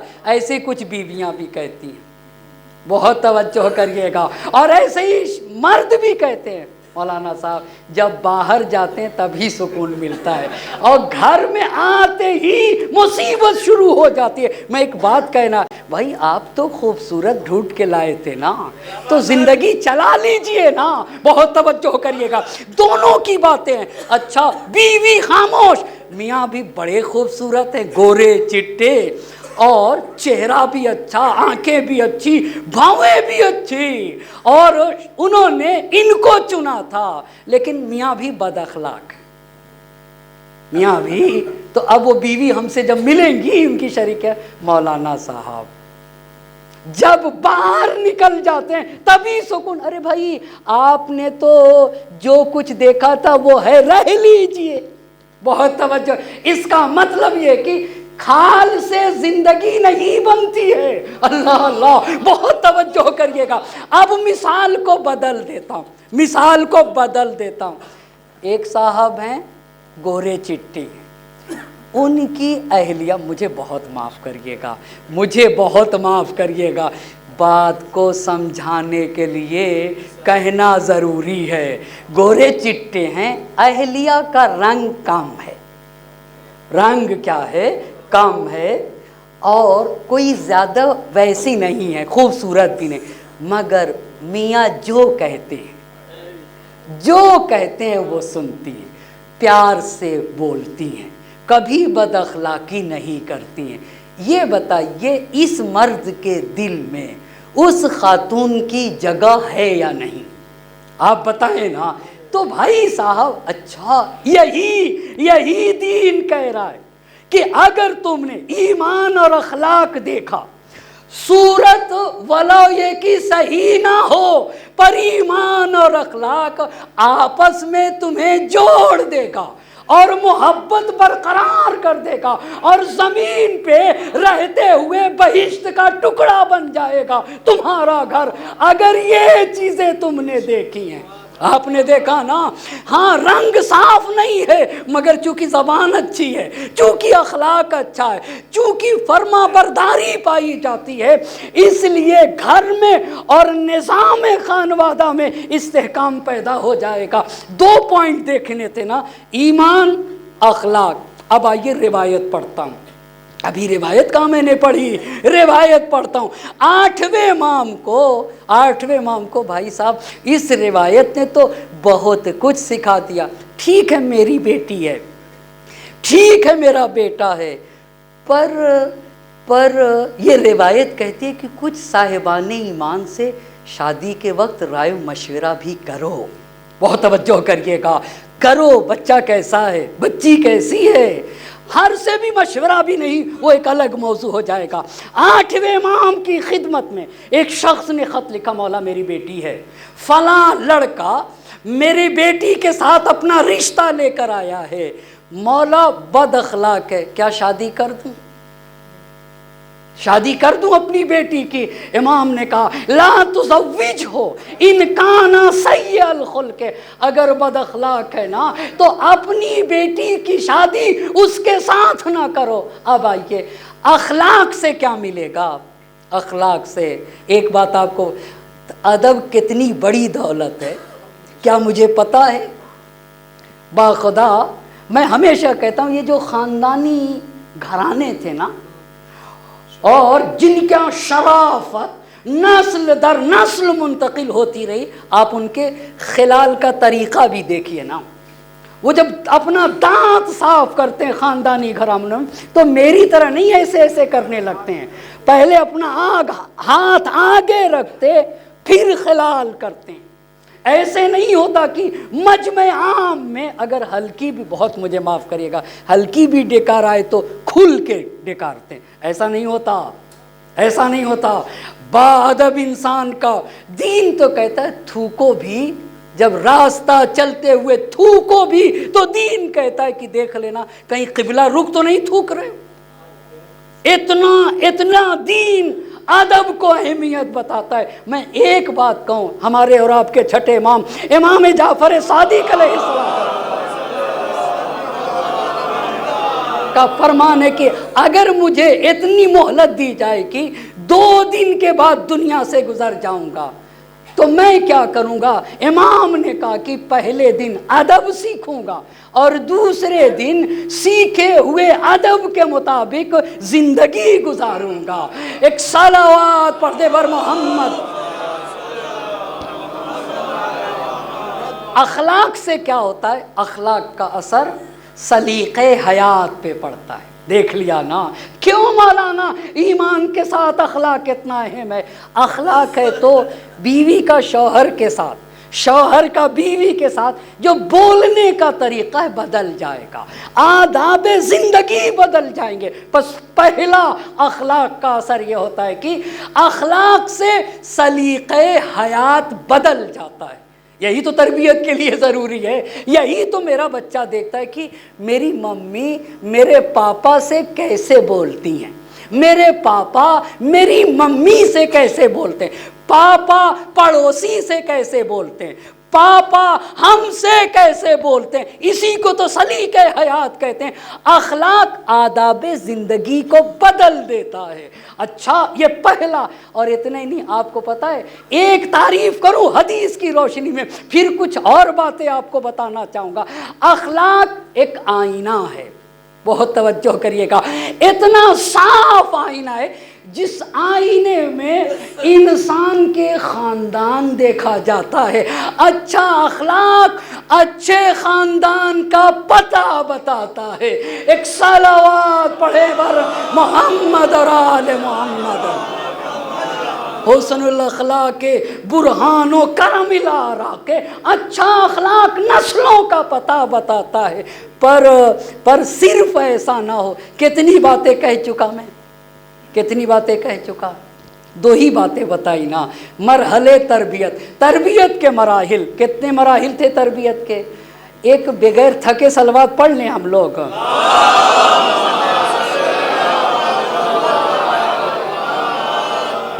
एक आप लोग को बात बता दें, हमारा एक बहस होती है ईरान में, हर पंशंबे को, जुमेरात को और जुमे को 3-3 घंटे का दर्स होता है, और वो बच्चे 3-3 घंटे लिखते हैं। तो शुरू में 3 घंटे एक साथ लिखना सख्त होता है, पर उनसे कहता हूँ कि थकना मना है, उनसे कहता हूँ कि थकना मना। और जब एहसास होना तो सलवात पढ़ के अपने हाथों पे फूंक लिया करो। जब भी तुम्हें एहसास हो कि मेरी उंगली अब थक रही है, तो उससे कहो थकना नहीं है, थकना। मैं 7-7 घंटे कभी एक साथ लिखता हूँ, 7-7 घंटे, 15-15 घंटे लिखता हूँ, मगर इससे कहा हुआ है कि थकना मना है। सच्ची बात आपसे बता रहा हूँ। जिंदगी को और जिंदा रहने के लिए जिंदा लोगों को अपना साथी बनाया जाता है। बहुत तवज्जो करिएगा। अब सल्ले अला मोहम्मद, अपने दोस्ती के फहरिस्त से मरों को बाहर निकाल दीजिए। जितने मुर्दा हैं ना, मुर्दा किसे कहते हैं? बहुत तवज्जो। मेरे जब पहले दोस्त थे तो मेरे पहले दोस्त ने मुझे एक बात सिखाई थी, वो आपसे शेयर करना चाहता। उन्होंने कहा देखो, हमारी तुम्हारी दोस्ती तो होगी, लेकिन हम मरे वक्त से फ़ायदा उठाएंगे। बहुत तवज्जो करिएगा। उन्होंने कहा हम मरे वक्त से फ़ायदा। मैंने कहा भाई मरा वक्त क्या होता है? एक एक बात पे कहा, जब लोग दोपहर का खाना खा के 2-3 घंटे सो जाते हैं, हम उसमें जग के पढ़ेंगे। बहुत तवज्जो करिएगा। यानी जो वक्त लोग सो के बर्बाद करते हैं ना, उसमें हम पढ़ेंगे।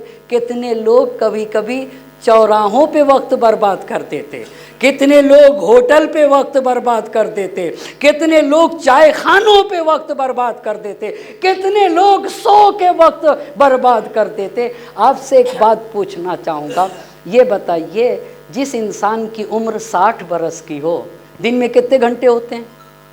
24 घंटे होते हैं ना। 8, 8 दूना 16, 8 तिरिक को 24। तो जिस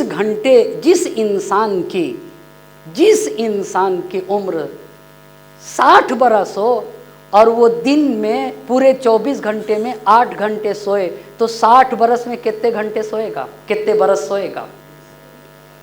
सीधी सी बात है, 20 बरस सोया है वो।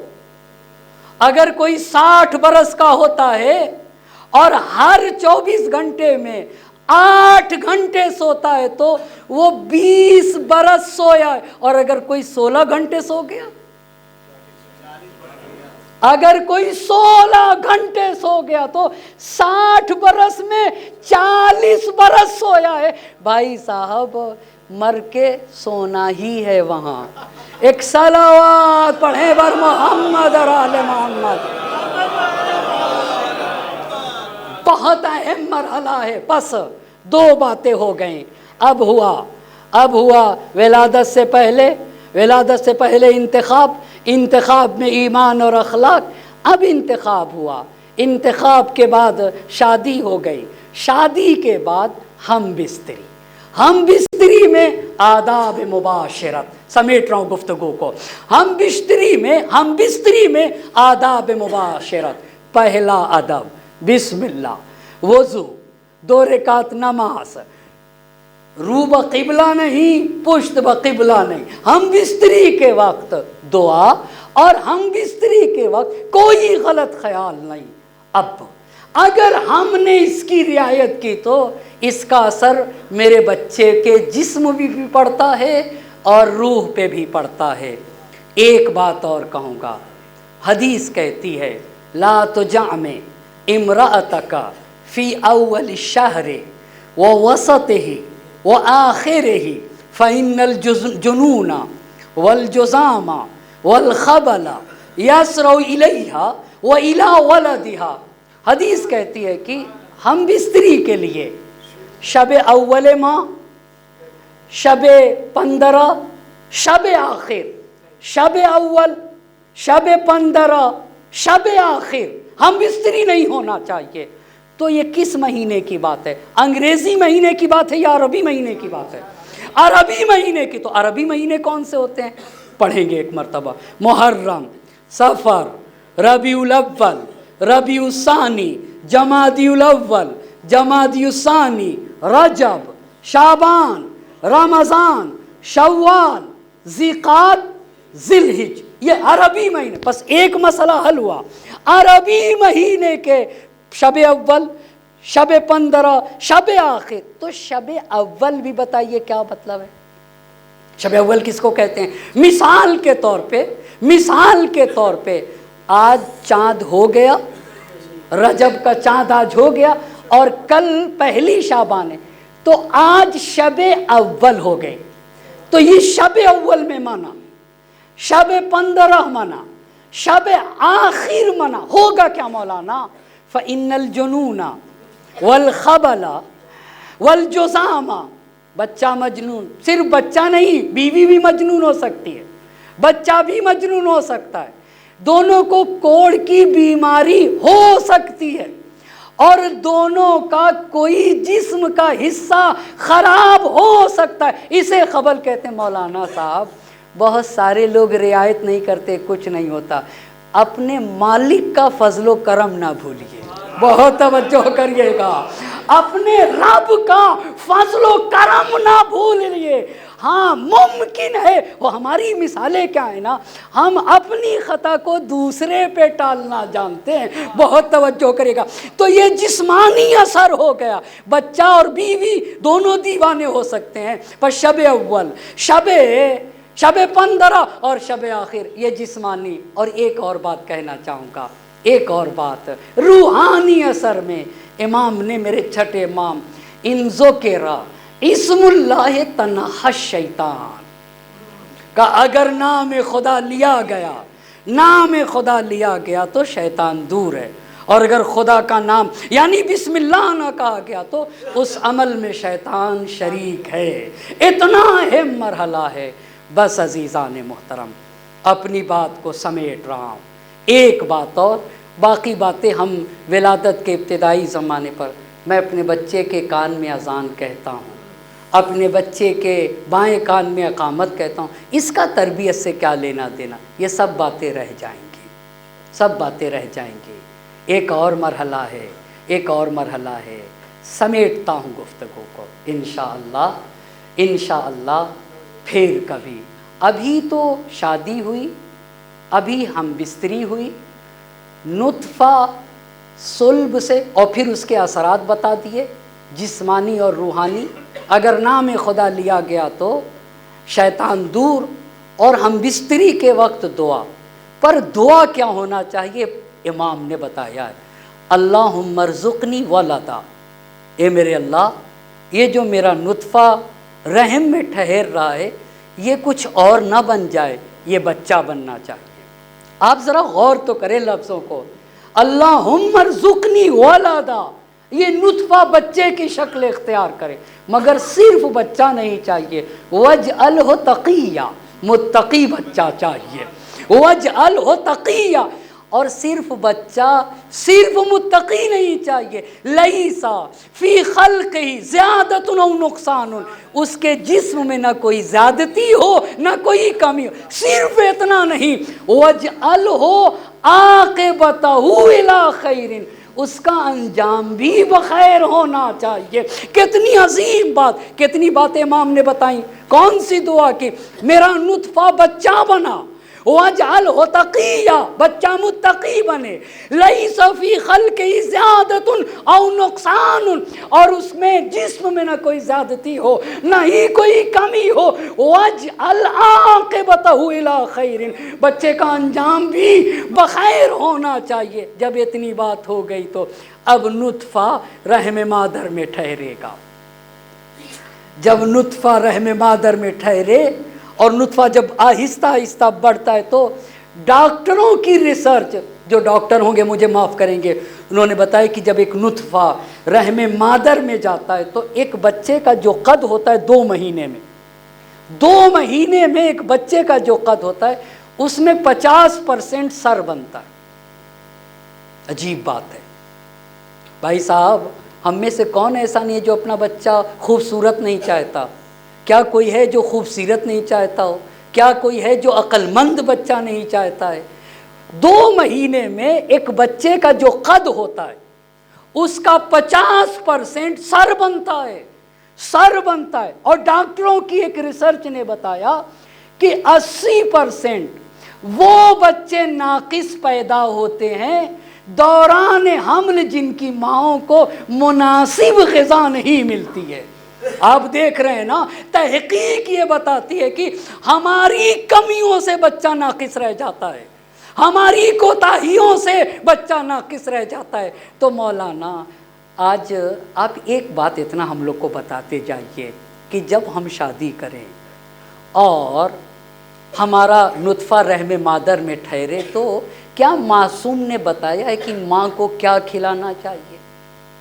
جی ہاں، امام نے فرمایا اطعموا حبالکم اللبان۔ جب تمہاری شریک حیات، اما ہماری اردو میں لفظیں کتنی اہم ہیں، امید سے ہوں، کتنا با ادب لفظ ہے، اللہ اللہ کا۔ ایک خاتون کے شکم میں جب بچہ ہوتا ہے تو ہمارا سماج اتنا مہذب ہے کہ کہتا ہے کہ یہ خاتون امید سے، کہا جب شریک حیات امید سے رہے تو اطعموا حبالکم اللبان، دودھ انہیں دو، دودھ۔ کیوں دودھ دو؟ فإن الصبی اذا غذی فی بطن امہ، جب ایک بچے کو، جب بچہ ماں کے شکم میں ہوتا ہے نا تو ماں کا پارٹ بنتا ہے، جیسے اعضاء و جوارح ہوتے ہیں ویسے ہی بچہ، ماں جو کھاتی ہے جیسے اس کے جسم پہ اثر ہوتا ہے ویسے ہی بچے پہ اثر ہوتا ہے۔ کہا دودھ دیا کرو ماں کو جب ان کے رحم میں بچہ ہوا کرے۔ کیوں؟ امام نے کہا فإن الصبی اذا غذی فی بطن امہ باللبان، جب اسے دودھ دیا جائے گا تو اشتد قلبو، بچہ شجاع پیدا ہوگا، وزید عقلہ، اور عقل مند پیدا ہوگا۔ اچھی بات ہو گئی۔ اور آخری بات سمیٹ رہا ہوں، سب میں اہم چیز یہ ہے کہ رزق حلال کھلاؤ۔ عجیب بات ہے، عجیب بات ہے۔ العبادت 70 جزءا افضلها طلب الحلال، عبادت کے 70 پارٹس ہیں، 70 اجزاء ہیں عبادت کے، افضلها طلب الحلال ہے، سب سے افضل جز رزق حلال ہے، سب سے افضل جز رزق حلال ہے۔ کلوا من طیبات، اے لوگو پاک و پاکیزہ غذا کھاؤ، یہ ایک آیت۔ دوسری آیت کلوا مما رزقکم اللہ حلالا طیبا، اے لوگو حلال طیب پاک و پاکیزہ رزق کھاؤ۔ ایک اور آیت پڑھ دوں، ایک اور آیت، فَلْيَنْظُرِ الْإِنسَانُ إِلَىٰ طَعَامِهِ، ہر انسان جس دسترخوان پر بیٹھے، جہاں پہ بھی بیٹھے، فَلْيَنْظُرِ الْإِنسَانُ إِلَىٰ طَعَامِهِ، رزق حلال میں نے کہہ تو دیا مولانا، رزق حلال کہہ دیا، پر رزق حلال کوئی ایک لفظ نہیں ہے، رزق حلال میں کتنی چیزیں ہیں۔ رزق حلال اپنے ساتھ یہ رزق حلال کھاتے ہیں، اس کا مطلب ہے یہ درست کار ہیں، بہت توجہ کریے گا، ان کا عمل صحیح ہے، یہ رزق حلال کھاتے ہیں یعنی امانت دار ہیں، یہ رزق حلال کھاتے ہیں یعنی عدل و انصاف کو دوست رکھتے ہیں، یہ رزق حلال کھاتے ہیں، یہ رضائے الہی کی فکر کرتے ہیں، یہ رزق حلال کھاتے ہیں یعنی یہ دھوکہ نہیں دیتے، یہ فراڈ نہیں کرتے ہیں، یہ مکاری نہیں کرتے، اما رزق حلال اپنے ساتھ اتنی چیزوں کو رکھے ہوئے، جب ایک انسان رزق حلال کھلاتا ہے تو بچہ امانت دار بنتا ہے، بچہ درست کار بنتا ہے، بچہ عدالت کو پسند کرتا ہے، بچہ رضائے الہی کی کوشش کرتا ہے، بچہ مکر و فریب سے دور ہوتا ہے۔ اسی دل میں اللہ اور رسول کی محبت آتی ہے جس دل کا جو شجر ہے نا وہ رزق الہی سے بویا گیا ہو۔ ایک صلوات پڑھے بر محمد اور آل محمد۔ بس عزیزان زحمت کو تمام کر رہا ہوں، بچہ جب پیدا ہو اس پہ بھی بہت ساری مجھے باتیں کرنا ہے۔ اب جب آئندہ انشاءاللہ مجلسیں ہوں گی تو رحم مادر میں کیا کیا کرنا ہے، یہ تو 2-3 باتیں چھوٹی چھوٹی بتا دیا اس پہ، اور اس کے بعد جب بچہ پیدا ہوگا تو 7 دن میں کیا کیا کرنا ہے، اور بچپنا نوجوانی جوانی اس کے لیے 20 مجلسیں چاہیے، 2-2 گھنٹے کی چاہیے، 20 مجلسیں 2-2 گھنٹے کی۔ ابھی ہم لوگوں کو پتہ نہیں ہے کہ ہمارے بچوں پہ کیا گزر رہے، اماں ابا کو نہیں پتہ ہے۔ اب جا کے تحقیق دیکھیے کہ ایک 6 برس کا بچہ، 6 برس سے بچے اور 60 برس کا ایک انسان کن کن برائیوں میں گرفتار ہے، اماں ابا کو نہیں پتہ ہے۔ اس بچے کو کن کن چیزوں کی ضرورت ہے ماں باپ کو نہیں پتہ ہے، پر ہم چاہیں گے کہ آپ ان باتوں کی طرف متوجہ ہوں۔ بچہ پیدا ہو تو اذان کہو، کورے کاغذ پہ لکھتے کیا ہو، وہ کورا کاغذ نہیں، اپنے بچے کو سناتے کیا ہو۔ اذان دین کے خلاصے کو کہا جاتا ہے، پورے دین کا خلاصہ اذان ہے، اپنے بچے کو سناتے کیا ہو۔ اس پہ بھی نہیں، ایک اور بات ہے، اس کو عربی میں تہنیک کہتے ہیں۔ تہنیک کا مطلب ہوتا ہے کھجور لو اور خاک شفا لو، خاک شفا اور کھجور کو ملا دو، یا شہد لو اور خاک شفا لو، یا فرات کا پانی لو اور خاک شفا لو، یا بارش کا پانی لو اور خاک شفا لے، ہلکی سی خاک شفا آب فرات کے ساتھ ملا کے اپنے شکر کے دانے کے برابر لے کے بچے کے اوپر والے تلوے میں لگا دو، نیچے نہیں، نیچے نہیں۔ اور سب سے زیادہ میرے چھٹے امام کی حدیث ہے کہ اپنے گھروں میں آب فرات رکھا کرو۔ اچھا، آب فرات کے لیے علامہ مجلسی نے لکھا کہ یہ مومن کی نہر ہے۔ آب فرات جس بچے کو چٹایا جائے گا وہ اہل بیت کا شیعہ ہوگا، اللہ اللہ۔ اور تربت سید الشہداء جس بچے کو چٹا دی جائے گی وہ تربت اس کے لیے امان کا ذریعہ بنے گی، ہر آفات و بلا سے، شیطان کے شر سے محفوظ رہے گا۔ اپنے بچوں کو فرات کا پانی چٹاؤ تاکہ ہمارا بچہ شیعہ بنے، اپنے بچے کو تربت پاک چٹاؤ، اسے تہنیک کہتے ہیں۔ یہ ہم کو جاننا ضروری ہے۔ بس عزیزان محترم، بس جن نے دین پھیلایا ہے، رسول پاک کی بیٹی کو فاطمہ کہتے ہیں، اور حسن و حسین کی ماں کو فاطمہ کہا جاتا ہے۔ خدا کی قسم، وہ دروازہ جہاں فرشتہ بغیر اجازت کے داخل نہیں ہوتا ہے، اس دروازے پہ آگ و لکڑیاں جمع کی گئیں، جلتا ہوا دروازہ نبی کی بیٹی پہ گرا دیا گیا، اور شہزادی بیان کر رہی تھی، بابا کیا آپ کے بعد اس طرح سے امت مجھ پہ مظالم ڈھائے گی؟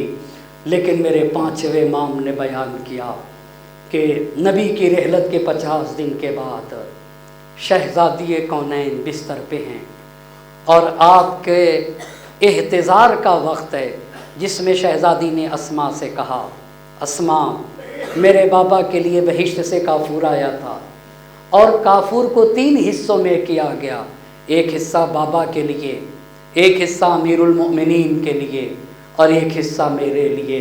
اسما وہ کافور لے کر آ اور اسے میرے سرانے رکھ دو۔ اسما کافور لے کے آئیں، شہزادی کے سرانے رکھ دیا گیا۔ شہزادی نے چادر اوڑھ لی، چادر اوڑھنے کے بعد اسما سے کہا، اسما دور کھڑی ہو جاؤ اور تھوڑی دیر کے بعد مجھے آواز دینا، اگر آواز آئے تو سمجھنا فاطمہ زندہ ہیں، اور اگر آواز نہ آئے تو سمجھنا فاطمہ دنیا سے رخصت ہو گئیں۔ اسما نے تھوڑی دیر کے بعد بلایا، شہزادی فاطمہ زہرا، مگر کوئی آواز نہ آئی۔ اسما نے کہا، اے نبی گرامی کی بیٹی، اے سب سے افضل انسان کی بیٹی، مگر کوئی آواز نہ آئی۔ جب کوئی آواز نہ آئی، اسما دوڑی دوڑی آگے بڑھی، چادر ہٹائی، کیا دیکھا؟ فاطمہ دنیا سے گزر گئی۔ اسما نے اپنے کو شہزادی پہ گرا دیا اور جگہ جگہ بوسہ دیتی جاتے تھے، شہزادی رسول خدا سے میرا سلام عرض کریے گا۔ اتنے میں اسما گھر سے باہر نکلی، فریاد کر رہے تھے۔ حسن و حسین نے دیکھا، اسما اماں کی خیر تو ہے۔ اسما کچھ نہ بولی، شہزادے بیت الشرف میں تشریف لائے، کیا دیکھا؟ اماں روب قبلہ لیٹی ہوئی ہے، امام حسین آگے بڑھے، شانہ ہلایا، اماں آپ کا حسین۔ ماں سے کوئی آواز نہ آئی۔ ایک مرتبہ بھیا کی طرف رخ کیا، بھیا آجرک اللہ فی الوالدہ، بھیا اماں دنیا سے رخصت ہو گئی، میں تعزیت عرض کرتا ہوں۔ ارے دونوں شہزادے مسجد میں تشریف لائے، بابا کو دیکھا، بابا اماں دنیا سے رخصت ہو گئے۔ علی غش کھا کے گر گئے، غش سے واقع ہوا، بیت الشرف میں تشریف لائے، شہزادی کو غسل و کفن دیا۔ غسل و کفن کے بعد حسن و حسین زینب ام کلثوم سے کہا، اپنی ماں کا آخری دیدار کر لو۔ دونوں شہزادے پائیں تھی کھڑے ہو کر کہنے لگے، اماں نانا سے ملیے گا، اتنا کہہ دیجئے گا، نانا کے بعد ہم یتیم ہو گئے۔ ارے یہ کہنا تھا، بندے کفن ٹوٹ گئے۔ میرے لالا حسن حسین ماں سے لپٹ گئے، ملائکہ میں کوہرام مچا، آواز غیبی آئی، اے علی حسن حسین کو ماں سے جدا کر لو ورنہ قیامت آ جائے گی۔ وَسَيَعْلَمُ الَّذِينَ ظَلَمُوا أَيَّ مُنقَلَبٍ يَنقَلِبُونَ إِنَّا لِلَّهِ وَإِنَّا إِلَيْهِ رَاجِعُونَ۔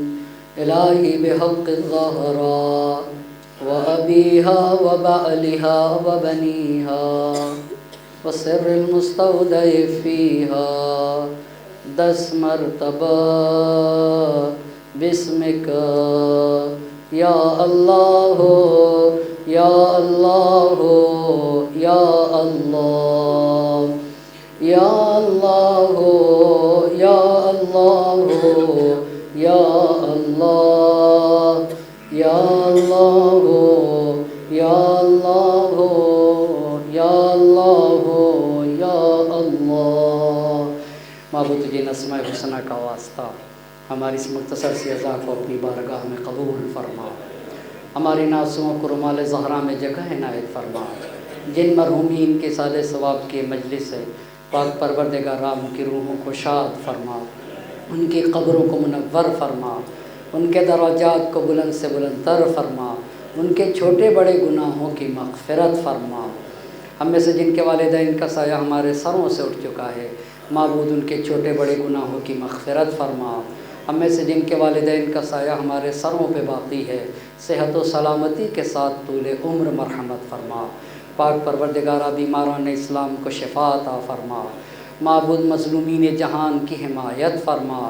پاک پروردگارہ زمانے کے امام کو ہم سے راضی و خشنود فرما، ان کے ظہور میں تعجیل فرما اور ہمیں ان کے اعوان و انصار میں شمار فرما۔